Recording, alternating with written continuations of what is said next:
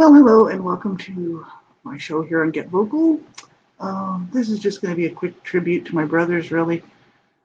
This week is always hard for me, this week in October, towards the middle of October, just because two of my brothers' death dates were on this week. And then I always lump one of my other brothers in with them because it's just distressing that three of my brothers died.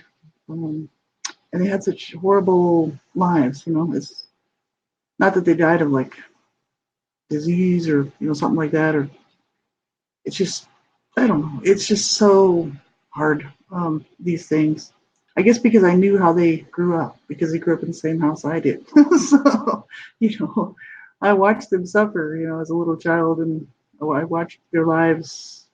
Then when they got older, I was still quite a bit younger because they were quite a bit older than me, and just watched them go down, down, down, down. And very sad. One of my brothers was killed, and it was actually a cold case for a while with the FBI in the States.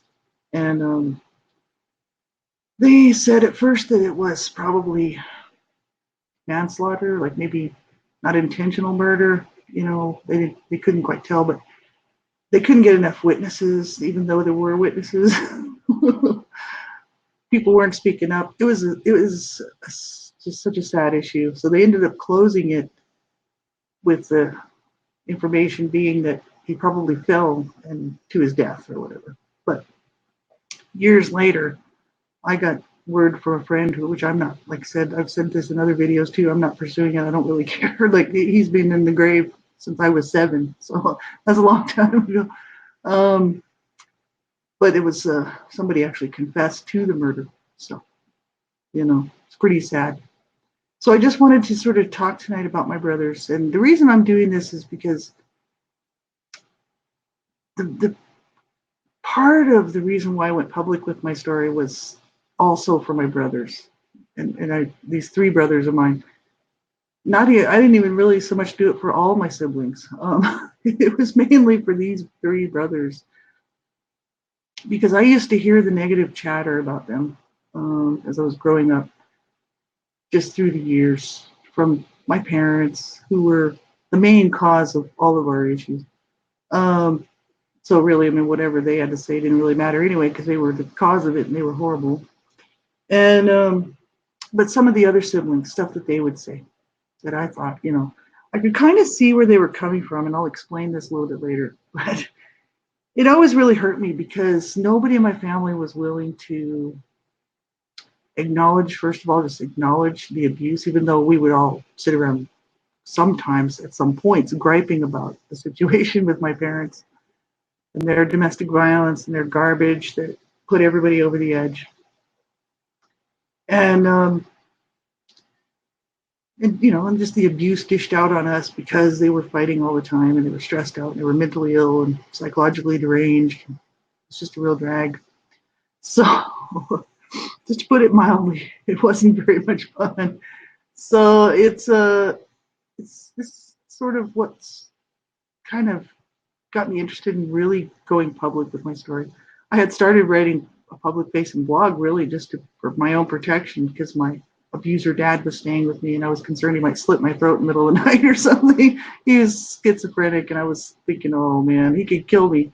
He had tried a few times before when I was little, so I thought, man, what's to stop him now? He was old, but he could have still done, he could have still tried anyway. So I thought, he's not getting away with this. My parents are not getting away with this. I'm going to just spill the beans, and, just so that the world knows what happened. And that's why I did it. But after I had gone public with with my family story, one of my sister, who's next in age to me, Kathy, 5 years older, almost, well, 5.5 years older, whatever. We were talking, and I said, I'd like to get a bench here, like sponsor a bench in Calgary, because two of my brothers died here of suicide in Calgary, where I live today. And we all ended up in Calgary for no reason. Like, none of us are from here. we're not from Alberta. We're not, it's just bizarre. But anyway, one of my the oldest brother, brother, he actually just passed away this March, earlier this year. He was living in Alberta, so this is kind of why everybody migrated up here, because we sort of came up here because he was up here and he wasn't happy about it. Let me tell you, he moved up here to get away from all of us, and so it's unfortunate. But you know, my sister was saying, I told her, I said, it'd be nice just to like have like some sort of a park bench or something like that we could like honor our two brothers who died here of suicide, in a bit of an anti-suicide campaign for homeless, drug addicted, people who slip through the cracks and just don't make it. I thought that'd be nice, like a tribute, like just a park bench or something with their names on it, a little bit of their story or something. And this is always in the back of my mind. But I can't do that because I can't even afford to do anything. And I may not have internet for too much longer. That's why I want to do this particular video, and I'm hoping that it'll stick around. I need to take all of these videos and put them somewhere so they'll be permanently around. But this one in particular, because my brothers, I really cared about them, and I felt bad that they had been through what they had been through. They weren't that good to me, as I talk about in all my videos. One of them didn't have a chance to be good to me because he was killed when I was 7. So he was still nice to me, though. I remember talking to him before he died. I remember a few conversations with him, actually, which is bizarre because I was really young, and I still remember his voice and what he said to me. And but not day-to-day stuff. I just remember him always trying to protect me from my mom. So I really liked him because he was always looking out for me, and standing up for me. He was really one of the only people in the family that were living in the house at the time. And there was 5 of us living in the home at the time with my parents. So that was 7 total people in this tiny little house, wherever we were. And, he was the only one that would say anything, about what was going on. And it's like he got snuffed out way too early. I think the family wouldn't have spiraled so far down had he lived, because he was willing to say something, stand up, and he would stand up to my dad. My dad would beat him up, but he would still stand up to him, and for the right reasons. He'd be like, you shouldn't be treating mom like that. And then he'd be talking to my mom, and he'd be telling her stuff like, you're a person, like you don't deserve to be, raped and beaten and abused, like you should leave, right? My parents were brought up on abuse charges, and my mom was like convinced the courts to let them keep us in the house, right? To let her keep her children because she really loved us, which was all just a big bunch of BS. And she was just using us, basically, what she was doing. I think it's somewhere in the back, somewhere way back, somewhere a tiny, tiny, tiny, tiny, tiny, tiny little piece of her heart. Way, way, way in the back, somewhere. I think she might have loved us a little bit, but it wasn't very much. Let me tell you, it was usually to use us for some reason against my dad, see? Because it was always barter. This is domestic violence and abuse and dysfunction. It's just horrific what people do to their children and get away with, right? All the time, and they're still doing it. And so, my brother, he was a good guy, but he was in trouble all the time, and he got in trouble with the law, and he did something illegal, and he had to go to prison for it. He was like 18 years old, and he had to go to federal prison. It was something to do with a forged check or something. So he had to do, I think, a year or something in the penitentiary in New Mexico. And so this is when they got killed. So he came out of the pen, and I used to go visit him. We used to go visit him in the pen, see my bro. It's like, he was so nice to me too. And he got out of the pen shortly after we moved to Canada. And we only moved to Canada for 3 months. My dad sold the house out from there. You can read my book if you want to, Life of Death for Redemption. It's all in there. But anyway, we moved to Canada. And, he drove up there. He drove one of the vehicles, and my dad drove this van, and we all packed up to Canada, supposedly moving up there for good, and up here, and to British Columbia. We lived in Vancouver for 3 months in British Columbia.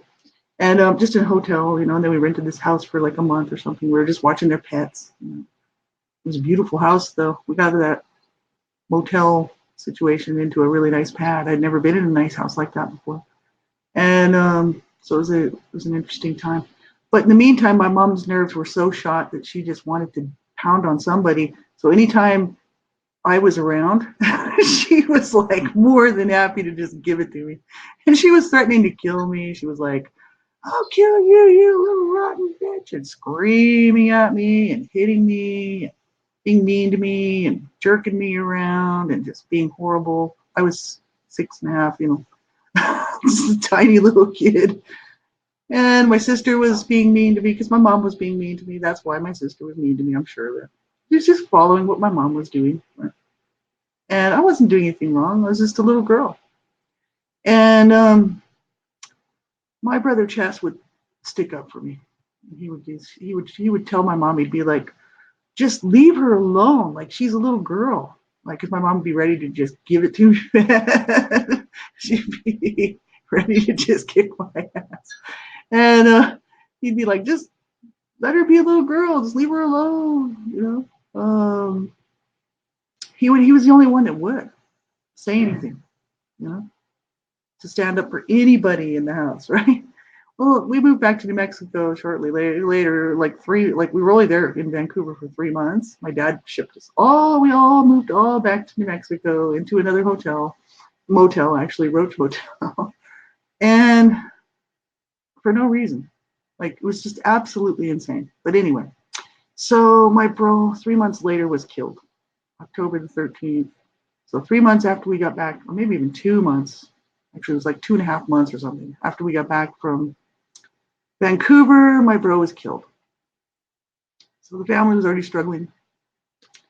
Things were not looking good. And my bro gets killed. And I'm pretty sure it's murder. And I was this little girl, like just not quite 7, going to be turning 7. And my bro was dead. The one who used to protect me. He actually protected me from my dad one time when I was earlier that year before we moved to Canada. My dad had put my hip out of place and then was going to beat me with a belt. Well, he was beating me with a belt, but he literally injured me for life. And my bro, Chess, the one who got killed, came and got the belt away from my dad. So he used to try to protect me, which was great. And then when he was gone, it was all over. Like, protection was over. So I really, he wasn't perfect and he got in trouble, but he was probably the only one in the family that didn't approve of the way things were going and just thought that things should be a lot better. It was just amazing that it would be him and not one of my sisters, or he was just a unique guy. And I mean, anybody who knew him would probably be able to back me up on that. He was very, very cool. And I remember before I moved up to Canada, I used to always think about him, but I never go to his gravesite or anything. And before I moved to Canada in 1995, the year, actually just 3 or 4 months before I came up here, actually, I think it was probably right around there. I went and sat at his gravesite because I found it. I had to go into the office because I couldn't remember where it was. I hadn't been there since I was 7 years old. And I went and I sat there and I just cried and cried because I had held all of this stuff in my heart about him. It was never resolved. Nobody cared. Nobody cared about any of the siblings, so it's not like it was just him. My heart was just broken. I thought, well, I'll never see his grave again, so I'm going to go and I'm going to grieve, get that done, very sad. And, it's just unfortunate. He was 19 years old when he got killed. And I used to, when I was like just 7, right after his murder there, I used to swear to God that that when I grew up, I was gonna find out who killed him and I was gonna kill that person. So I was a 7-year-old girl running around with murderous thoughts in my head. I was like, I'll find out who killed him and I will kill him. At 7 years old. But see, I was so used to abuse and murderous thoughts, and my parents were always threatening to kill us. So kind of like, well, it's just part of my vocabulary. So now do I think like that? No, not at all. Whoever did that, I mean, it's like, which I think I know who it was. I believe restitution will come eventually. If not in this life, then eternal, right? So I'm not concerned to put it in God's hands. But I know when I was little, I had a lot of hatred in my heart, and I just hated the person who did that. And I thought, man, if I ever find him, I'll take him out. Because I loved my brother. Regardless of whether my parents loved my brother, the other siblings, like whatever. This is why I'm doing this video tonight. Because I may not ever get another opportunity. And, I loved him. He was really, really cool. And it's too bad that his life got snuffed out way too early. So Howard, he was the next brother up from me. He was 7 years older than me, 2 years older than my other sister. And so, we weren't close or anything, 7 years older. But he was more closer to me in age than the others. So kind of knew him a little bit better, but he was so high on drugs all the time. You could never have a conversation with him the whole time we were growing up. I mean, literally, he was just high all the time. I never saw him straight, I don't think. Maybe once or twice, and who knows? He may have not ever been straight. He was high from the time I could remember. They were all doing drugs and drinking and, partying it up. And my parents knew, but, my parents weren't concerned with the kids and what the kids were doing. My brothers were doing drugs at home and giving some to me. So my parents didn't care, it was like, whatever. They just kill themselves, drop out of school. We don't care. We're too busy trying to beat each other's brains in over here, breaking all the dishes and all the furniture, beating on our small little daughter whenever we get a chance. So who cares what the brothers are doing? As long as they stay out of the way, it's all good. So that was the attitude. It's pretty sad. My sister, she was always gone. Kathy, the one that was older than me, 5 years older than me, she was gone. She was never home. And she'll even say, I wasn't there. And I'll be like, yeah, no, you weren't there. She'll be like, man, you got a good memory. And I'm like, oh, I know, because I paid attention. And you had to pay attention in my house if you wanted to survive. You had to know what room to go into, who was where, right? Was it safe enough to go in there? I don't know. Have to check everything out first, just to make sure. It was an absolutely insane situation to grow up in. But my sister, she missed a lot of this stuff because she was gone. She was always at her friend's house. So, oh well. And then when she was there, she was on my mom's side, which wasn't very good for me.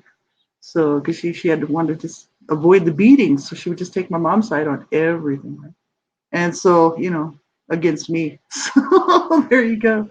Isn't that nice? But, that's what abuse does. Right? It causes division. A real problem. So Howard, he was high all the time. I mean, my God, he would just pass out, overdose. He would take whatever pills he could get his hands on. He would take my mom's prescription pills. And the neighbors, they had me go into the neighbor's house through the doggy door. When I was about 4, I remember this. They had me go in there and open the door from the inside so that they could go get her prescription pills. Just the next door neighbor. I remember doing it, but I was way too little to know what was good to be doing and what wasn't. So they asked me to do it. I did it. So, what can you do? But they were just bad. I mean, they just took everything they could think of. And they would take, like my brother Howard, especially, he would take anything my mom had that was worth any money. My dad really didn't have anything, but my mom had some jewelry and stuff, not much, because we were pretty poor, let me tell you. Whatever she had, she literally had to like sleep on it because my brothers would take whatever wasn't nailed down and they would sell it for drugs. And they would steal my sister's stuff too and hawk her stuff for drugs. They didn't want my Barbies. Like I'm sure I had a few toys and paper dolls and Barbies and they couldn't hawk those, so I was pretty safe. But my sister was working at a young age and she had bought some stuff. She bought a few things for herself. My brothers would steal it, hawk it for drugs. So this is what the family, looks at that stuff and then doesn't see the other side of it. They just think, oh, what losers, they're such losers. Just drug addicts, just losers, right? And me, I look at it and say, yeah, okay, well, they made some mistakes and they did some terrible things, but look at the situation they came from. Like my mom literally would get my brothers to like stay awake all night to keep my dad away from her. Because if they wouldn't, then my dad would be raping her or trying to, or beating on her or whatever. So my brothers were like responsible for my dad, like to try to keep my dad away from my mom, which would get them beatings all their whole lives. Horrific. Maybe not all their lives, but in through their teens, early teens, pre-teens, definitely. And my dad, I remember being 4 years old. My dad was threatening suicide. He was always trying to kill himself. And he was always threatening to kill the family as well. Familicide, where you kill the family and then you kill yourself. This happens all the time. And so, I used to be, obviously afraid of my dad for many reasons, but that being one of them also, this fear that, he could kill us because he is crazy. And my brothers had to live with that too. Right? But they not only that, but when my dad would run down the street trying to get hit by a car or try to kill himself, my mom would send my brothers to try to get him so he wouldn't kill himself. See? So my brothers were always involved in dragging my dad back to the house. My dad would be having a psychotic episode. So they'd have to like guard him in his bedroom all night to make sure that he didn't kill himself. So that's why they were high. See? And the rest of the family doesn't care because they weren't involved. They weren't there trying to help keep my dad alive. They weren't there trying to protect my mom from my dad. See? I'm talking immediate family members like my oldest sister, my oldest brother, and even Kathy. I mean, she doesn't care. And it's like she may say that she cares, but I know she doesn't. And it's like this stuff just breaks my heart because these are my brothers I'm talking about. They kind of look like me. We all sort of looked a little bit alike. You know what I mean? So when I see their pictures, it kind of breaks my heart because I'm like, man, they had such horrible, horrible lives. And like my brother, he couldn't work.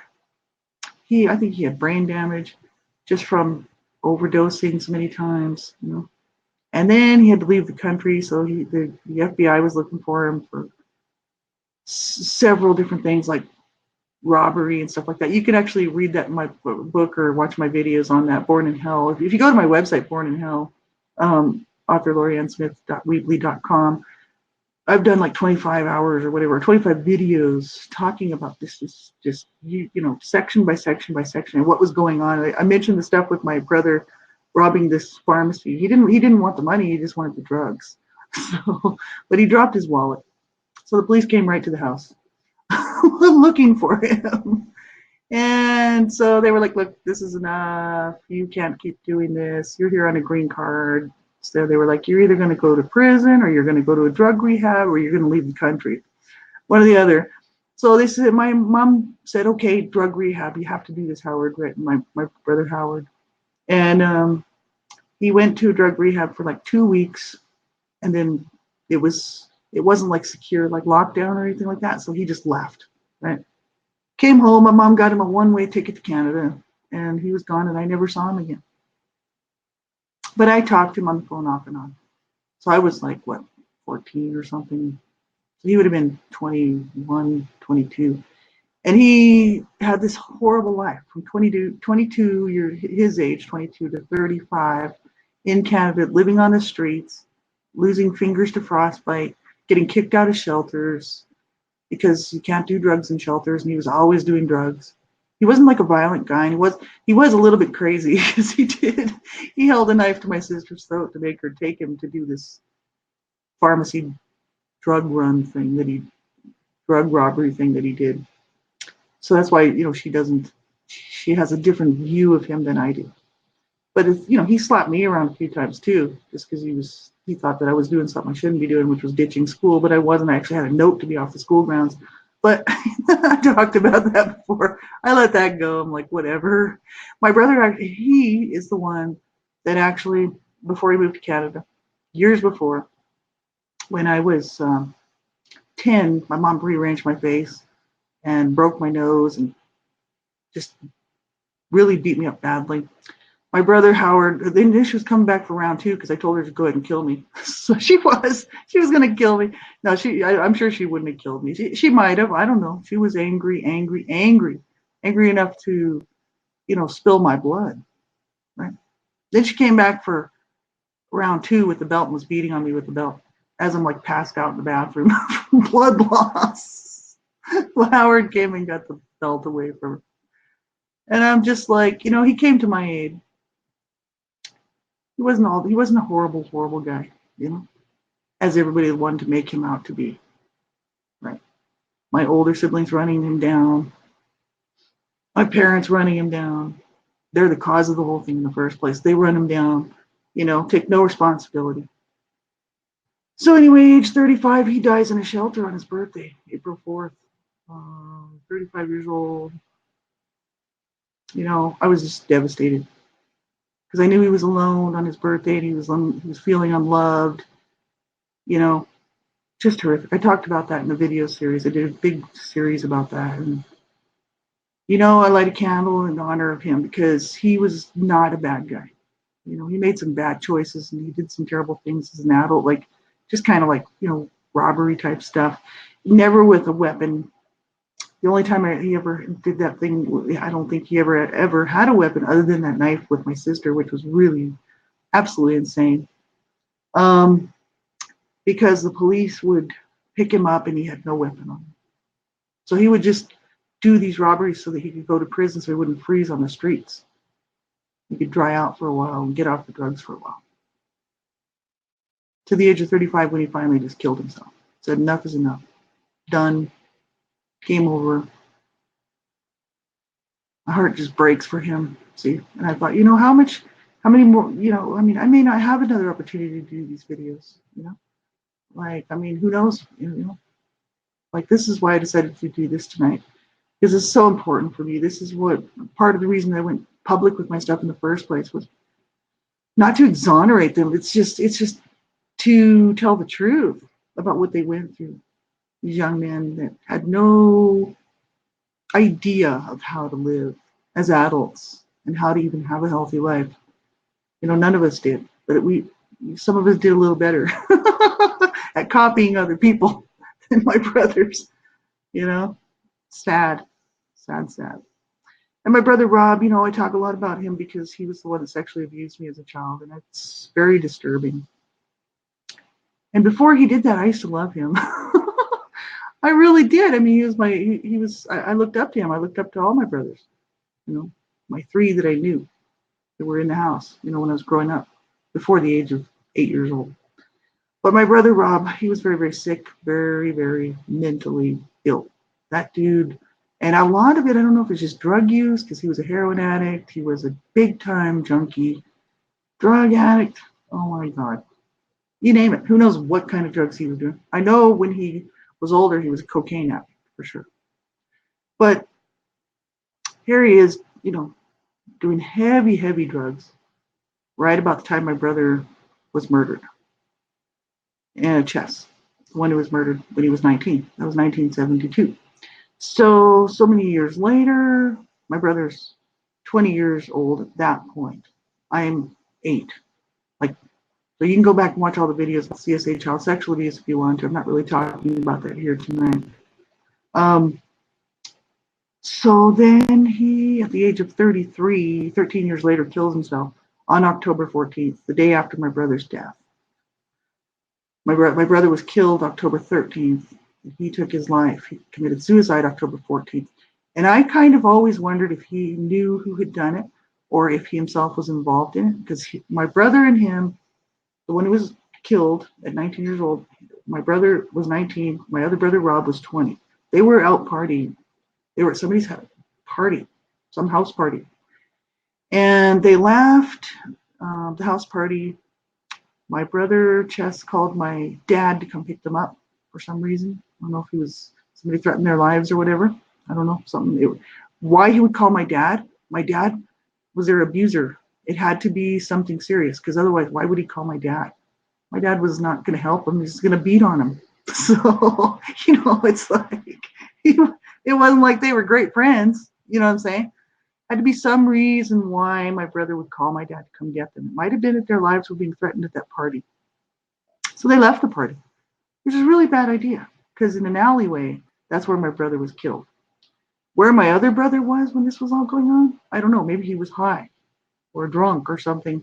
The 20-year-old Rob who came home from the party by himself. So nobody even knew that my brother was murdered until the morning. Well, somebody knew. The person that killed him knew.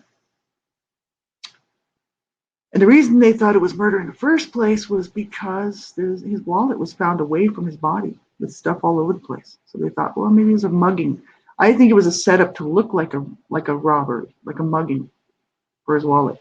I don't think it was. I think it was a setup because my brother had probably narked out some people when he went to the penitentiary to get off on a lighter sentence to do with that forgery. Because my brother was hanging around, the one that got killed, was hanging around with some really, really bad, big time drug king people, big time stuff. And I mean, I was 7. How much knowledge do I have? Only that. You know what I mean? I don't know who these people were. I know that there's people on this earth that do. But would they ever talk? No, because they want to live. See, it was that big of a deal, right? Somebody took him out. It was a hit. So this is what I think. And somebody confessed to the murder, who was a friend of my brother. So he was a friend of all my brothers. Everybody knew this guy, and we all grew up in the same area. So I'm sure I wouldn't doubt it that he didn't do it. It was probably a hit. They were all in the same gang. Right? This was years and years and years ago, 1972. So anyway, Rob was not doing well, anyway, before my brother died, he was killed. But after he was killed, my brother never left the house. And he didn't leave the house like for months and months and months. He just sat and stewed. October, November, December, January. And in this meantime, he was doing so many drugs, just so wasted, and his mind was gone, literally. He was always a little bit screwed. I've had other people who were his friends who were older, obviously like 13 years older than me, so obviously they're older, say that he was really messed up. And they weren't surprised, a little bit surprised that he sexually abused me, but not really, because he was really, really messed up. Well, it's like, no, duh. I lived in the house with him. I know how messed up he was, But nobody cared because everybody was just too busy. My mom was too busy feeling sorry for herself. And, woe was me. I lost my son. And my husband, and just throwing hissy fits and beating on me, And really, seriously. And my dad was just very crazy and trying to kill himself all the time. And the FBI was kind of looking at my dad as if maybe he was the one that did it because my dad was brought up on abuse charges. So he wasn't doing so well at the time because he was paranoid that he might be connected to my brother's murder, and he wouldn't even get off the couch. He wouldn't shower. He wouldn't get in he just ran down the freeway naked, trying to get hit by semi trucks. So then my brother Howard would have to go get him, try to save him. Unbelievable, the stuff that my brothers went through, and the stuff that I went through. But I'm talking about my brothers here tonight. And the world says, what losers, My brother, Rob, the one that sexually abused me, was the drug addict, major drug addict, heroin addict dude. My mom shipped him to Canada with a one-way ticket. And I'm quite sure it had something to do with the case of child sexual abuse because she knew it was going on. She did nothing to stop it until she shipped him out. A little bit too late. So for me. So he was gone. I was glad. I was very happy. Didn't help things in the house because my parents were still fighting and my dad was still trying to kill himself and they were still abusing me. So, but the issue is at least the CSA child sexual abuse had ended. So my bro, he goes to Canada and he can't do it. He can't do life. He doesn't have a clue. None of them work. They don't know how to work. They don't have to do anything. Just do drugs. But he thinks, well, I'll just get some of these little career jobs or whatever. So who knows what kind of jobs. But he was in a band, played guitar. He could, he was a musician. My brother Kevin was a musician as well. I think Chess could play the guitar. They were all kind of into that kind of thing. It was the era. And music, I mean, most people love music. So anyway, he was in bands and stuff like that, but he did a little career stuff too, his own bike career stuff.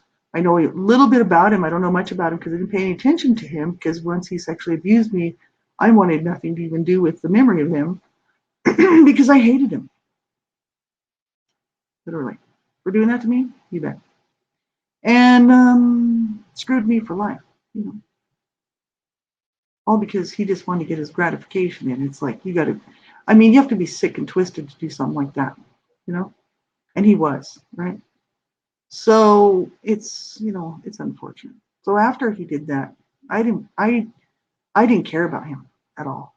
But I knew where he came from. I knew what house he grew up in. I knew my dad he was the most abused by my dad, for sure.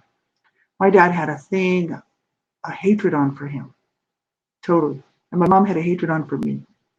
So they picked two siblings, two of the blonde siblings, which is weird, and kind of didn't so badly abuse the others. It's a bit bizarre, but very true. And so I know where he came from. I used to stick up for him when I was a little kid because I used to tell my dad, "You stop hitting my brother," because he was always beating on him. Always. It didn't matter how old my brother Rob was. My dad was always beating on him. And when Chesley was alive, the one who got killed. That was his name, Chesley. But we just called him Chess. But he would stick up for my brother to try to protect my brother. See, you know. And so, I did too. I was like, you leave my brother alone, and I'd get slapped around. It's like, it was just a stupid situation. Stupid, sick, and twisted parents. And so, I knew where he came from, you know. But when he killed himself at the age of 33, which was suicide, he had tried to kill himself before. Some people thought, oh, well, maybe it was an accidental suicide type thing, and that's what they said. And I'm like, yeah, that's right. That's why, like, however many years when I was, let's see, 12 and a half, 13 years old, he had slit his wrists up his arms like this. There's a camera like this, the long way, sat in a tub and called my mom. I've killed myself. I'm dying in the tub. I'm bleeding. I've killed myself. He was always trying to kill himself.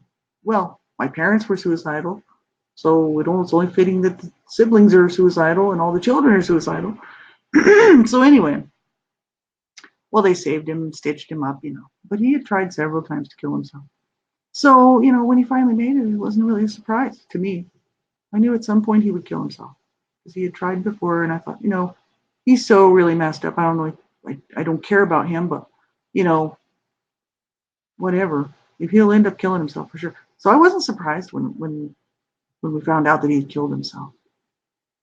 My parents were acting like they were just so hurt and so shocked by this.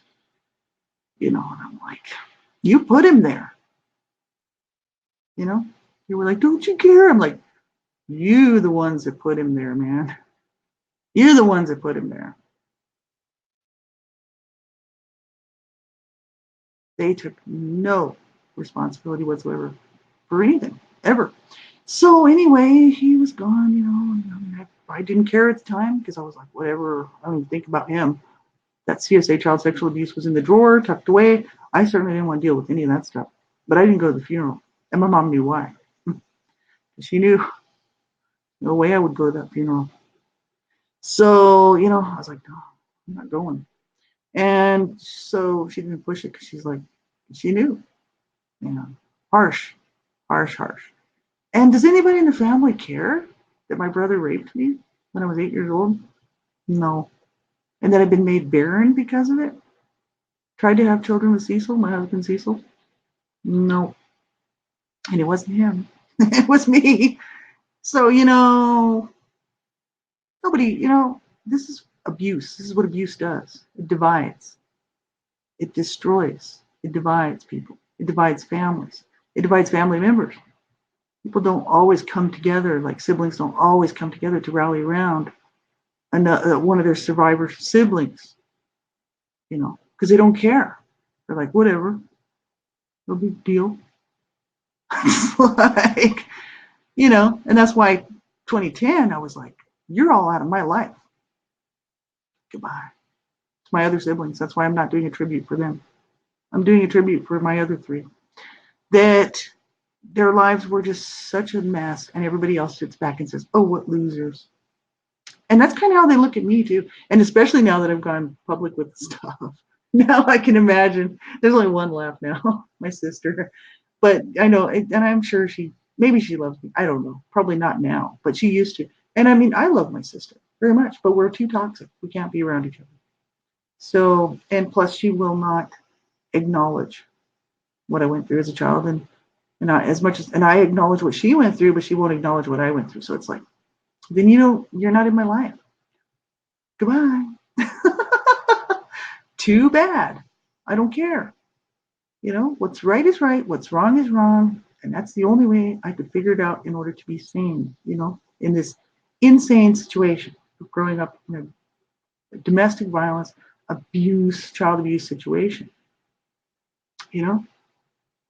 So I always, heard from not just my parents, people that knew my parents and my sort of knew my siblings, and especially those three brothers, Chesley and Rob and Howard, that would just run them down. They were just losers, and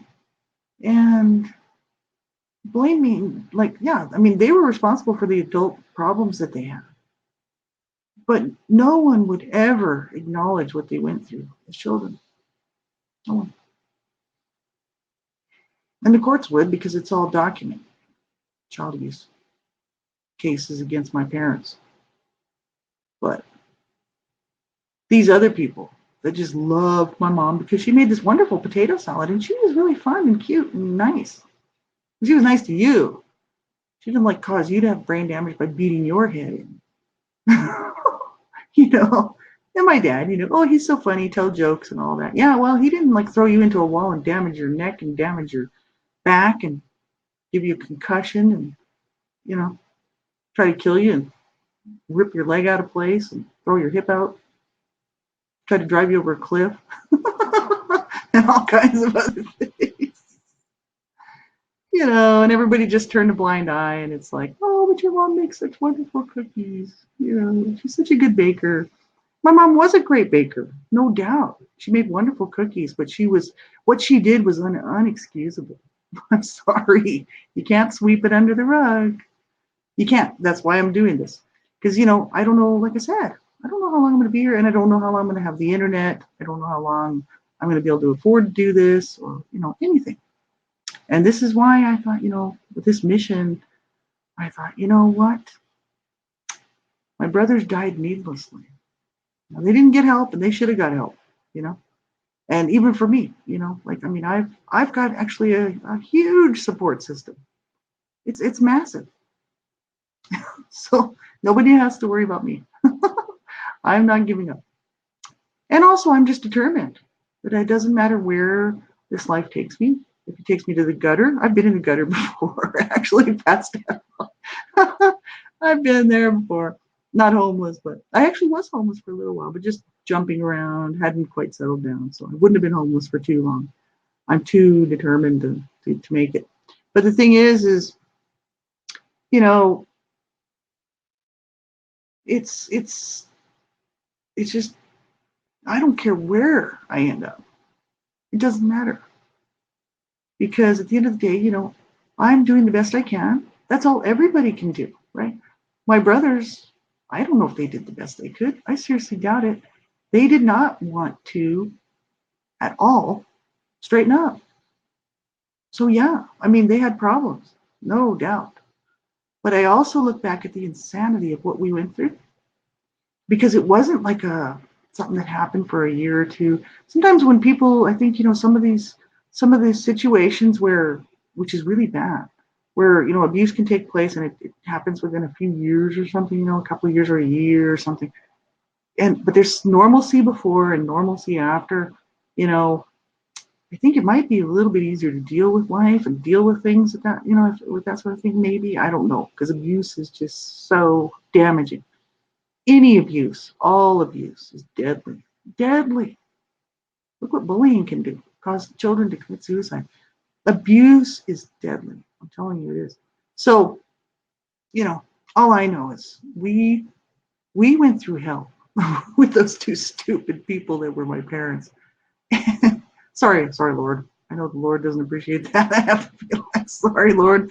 Um, I just say that because they never ever really felt bad for what they did. Never. It was perfectly okay what they did, you know, to each other. They just thought that's how you live your life. You beat on your wife, you rape your wife, you know, treat your children like crap, beat on your boys, beat your daughters, rip your daughter's clothes off in the middle of the street, you know, including the bra. She's walking around naked, right? Beat on your children. And go to church on Sunday. Show up smelling like roses. Right? And then my mom, she just thought it was okay to do what she did. It's okay. You just trash your children because you're mad at your husband, you know, threaten suicide, threaten your children's lives, actually try to kill me a few times, you know, just irate rants and horrible abusive episodes of violence from her as well as my dad. You know, she just thought that's okay. That's fine. You know, that's what you do to your children. That's what you do to your husband. Right? They neither one of them took responsibility or felt at all bad about what they did. Not at all. No. And then twisted it at the end to make it look like they were the victims. Oh, poor me. Oh, man, I'm telling you, harsh. But you know who the greatest thing of all is that I'm a Christian, whatever. I'm a Jesus freak, really. But I'm a Christian, you may as well say. And I believe in God, the God of the Bible. And I believe, well, I mean, hey, if they ask for forgiveness to him, that's fine, whatever. All I know is that God's my witness. God's my witness. He saw it all. That gives me some peace because I know that it's recorded in the book, in God's book, and He'll deal with it. You know what I mean? So I have told absolutely zero lies or untruths and haven't embellished anything. If anything, I just haven't told everything, you know? I've told a lot over the last, since 2009, 10 years. But, I may be not telling everything, but I'm not talking about my mom's great cookies, and the fact that she did buy me a bra finally when I was like 14 or something, and that what did she do? She used to give me $20 for A's if I got any A's. I didn't get A's very often in my grades, but when I did, she'd give me a 20. I'm not talking about that stuff. I'm talking about the damage that they did. You know, unbelievable, and that we were just supposed to just be okay with it. Oh, that's just fine. You cracked my head open, and that you made me feel lesser than less and want to kill myself because of the way you've treated me my whole life. Rearranging my face on a regular basis, getting your kicks out of it, and the name calling and the just horrible, horrible, horrible, horrible stuff that we had to hear and listen to between my dad and my mom, perversion and knowing that my dad's raping my mom, she's screaming, you know, then I took on the role of trying to protect my mom. See? But all I can say is like, it doesn't matter to me where I end up because life is short, I'm not going to stress over it. I mean, I kind of grew up in the gutter, so like whatever. I'm not I never have been well off. I've never had the opportunity to live in a nice house or, anything like that. So I don't want that stuff. I don't care about that stuff. I actually feel really wealthy right now because I've got a roof over my head and I've got food in the fridge and I've got some really awesome friends. You know, it's great. A lot of people don't have that. A lot of people don't are going to die tonight because they're not going to have something to eat. Right? So I don't care about stuff like that. You know, um, the issue is before I go, I wanted to make sure that somebody told the truth about what my brothers went through and that they were not losers, right? And that they were not these horrible people, you know, just these stupid drug addicts, losers, just deserve to just die or whatever. These are my brothers, man. And their lives, I mean, there'd be no restitution here, that's for sure. Not on this earth, you know? I'm just praying to God that somehow they're with them because they were in hell on earth, which is exactly why I titled my website Born in Hell. So, yeah, I mean, for anybody out there who's struggling with addiction, adult survivor issues, whatever it is, depression, don't give up. You know, just stick it out another day. Stick it out another day. Stick it out another day. You know, it's not easy, and sometimes it gets really, really, really dark, right? Because sometimes things just don't go the way that we want them to go. That's the truth of it. Sometimes things just don't work out. In my life, most of the time, things do not work out. So I can be honest and just say, look, a lot of the times, if not all the time, things don't work out the way we want them to, right? But that's life, right? For some people. And if you're one of those people like me who's just struggled and struggled and struggled and, done quite well to still be here, and my resume is awesome. Most people look at my resume and they're just like, whatever. But job coaches look at my resume and people that are really high up executives, like the really, really top people, which they wouldn't hire me anyway, because then I don't have what they need, appreciate my resume because they're like, you got loads of experience, man, and all kinds of stuff. I'm like, no kidding. I really do. I have been really blessed to be able to work and to maintain coming from a life of abuse and, you know, horrific, horrific stuff. And so, I'm not going to let this take me down. I'm not. It doesn't matter what's coming. I don't care what it is.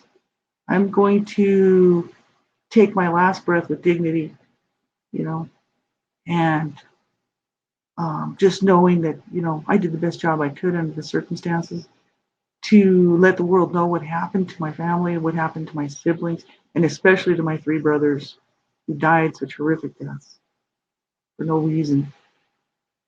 And to be a voice out here to shout out to other people who are struggling and thinking about killing themselves and say, absolutely do not do that. Tomorrow could be a better day. And if not tomorrow, the next day or the next day or the next day or the next week, right? I'm actually looking at the camera. It shows me looking down. For some reason, I don't know why, but there's just something wrong with the angle of the camera. But anyway, you know, don't give up. Find your reasons. Right? I have my own reasons why I'm not giving up. They may not be your reasons. Okay? Whatever reasons you can possibly think of, you hang on to those with everything that you have, and you make sure you stick it out for another day and another day.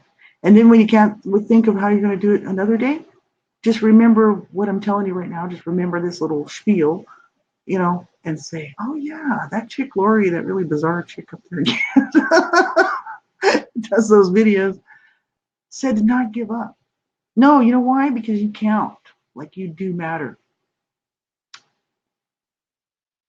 Absolutely. And what I thought about the other day was I thought, yeah, okay, it doesn't matter to me if I don't count like on this earth because I matter to God. Because I'm a Christian, so I can say that, right? That's great. That's what gets me through. Praise God. So, because I was, my parents didn't love me, they didn't want me, didn't care, like whatever.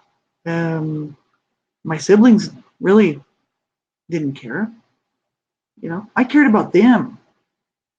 See, I don't know, they probably didn't care about me. I know my brother Kevin didn't. And my sister Kathy, I don't know. Like she says she does, but I don't think so. And I think she's just trying to be a nice person. You know what I mean? Like, no, nobody cared about me. I came in a bad, bad time in our family situation. And I was born preemie and very sick and wasn't supposed to make it. And my mom was dying and I was dying in her womb. So they had to do a C-section to pull me out because we were both dying. They were like, well, we have to try to save both of you, if not one of you. So to my mom. So they just rushed her in. She was in a coma for like, I don't know, 2, 3 weeks or something afterwards. And they didn't want me. They didn't even name me. The nurse named me, some nurse. My nurse. I had a couple of nurses and stuff. I was just so sick. I was just so tiny. Like preemie, I think I weighed like 2 pounds or 3 pounds or something like that. 2 pounds or something. This tiny little thing. Today they would have just thrown me out. They'd been like, whatever, just get rid of it. That's pretty sad, but that's very true. That's what's going on right now all over. But it doesn't matter to me anymore. It used to. It used to hurt bad, but I've done so much work in my healing journey. Now I just know that I count my matter to God. Because I'm made in his image, praise God, and I know he loves me. So I'm just telling you, whatever your reasons are for sticking it out, you make sure that you do stick it out. And you get the help that you need. I wish my brothers would have. I wish they would have just reached out, got some help. They'd still be here today, probably, most of them. And so, we do deserve to have a good life and we do deserve to get the help that we need, but we have to take that action, that first step. So make sure you do get some help if you need it, if you're struggling. And I just wish you all a great night. And to everybody out there who's ever felt like a loser or felt like, the family doesn't love you or, you don't count, you don't matter, you do. Just like my brothers, went to their graves feeling that, they didn't matter. They didn't count. But they did to me. So this is why I'm doing the show tonight. In honor of my brother Rob, my brother Chesley, and my brother Howard. So until the next time, God bless you all. Take good care of yourselves. Have a great weekend.